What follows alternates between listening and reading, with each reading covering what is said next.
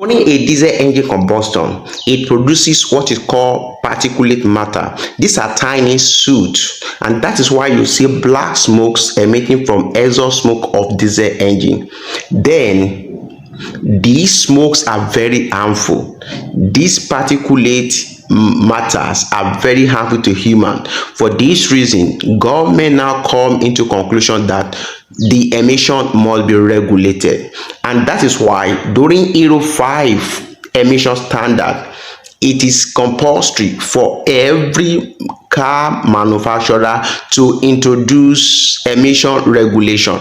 And because of that, companies like Volkswagen, BMW, Mercedes-Benz, Ford, they introduced what is called diesel particulate filter, and by around 2010 it has become a standard for every diesel engine.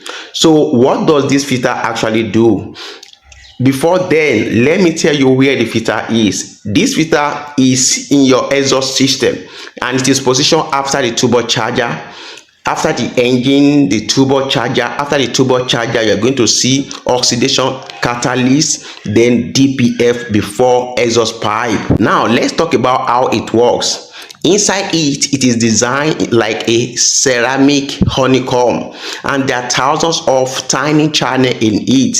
These channels are able to trap soot, and it has a capacity to reduce particulate emission by over 90%. So because it traps soot, that means with time it's going to fill up. But don't worry, I'm going to explain something to you.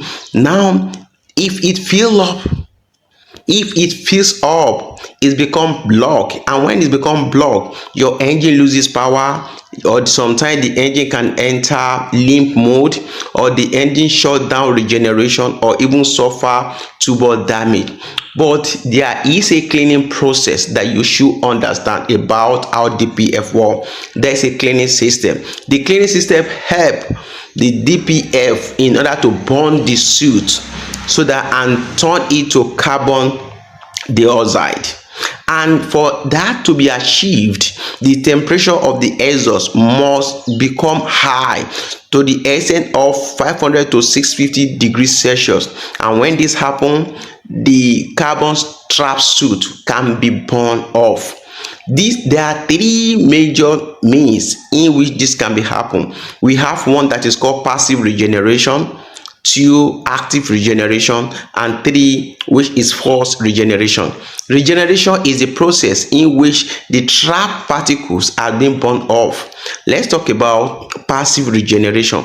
This occur when the car or the truck is running on highway. This naturally occurred. At some point, the temperature of the exhaust become high, and when the temperature of the exhaust become high, the trapped particulate matters or soot will burn off. When it burns off, it's going to become carbon dioxide. That is what we call passive regeneration. Let's talk about active regeneration. Active regeneration simply means your ECU now sense that okay, the filter is become clogged, then it's going to increase extra fuel into the combustion cycle, and when that happens, when the extra fuel in the combustion cycle, that will also increase the temperature of your exhaust, and that will also cause what they refer to as regeneration, which is burning of the soot, the captured soot. And this process lasts for between 10 to 20 minutes. In most times, even you as a driver may not even understand what is going on. But when it happens, these are the things you're going to notice. Sometimes you're going to notice that your fuel consumption a little bit rise, your cooling fan run longer, and sometimes you're going to perceive hot smell from your exhaust. When you see this thing in your diesel car, you should know that your DPF regeneration is taking place, and this time it is active regeneration because it is activated by your ECU. Now let's talk about forced regeneration. Forced regeneration is when, for example, you are performing short movement, short trips, and because of that, the DPF warning light is now becoming on, and the engine has even entered limp mode. At that point, you need a tool to clean off to clean off the DPF soot. That is what we call forced regeneration. There must be diagnostic tools that must be used for the engine to clean up. Sometimes they depending on the level of the clutch, sometimes you may even need to remove the DPF filter out, or sometimes you may even need to replace the DPF filter. This is how it works.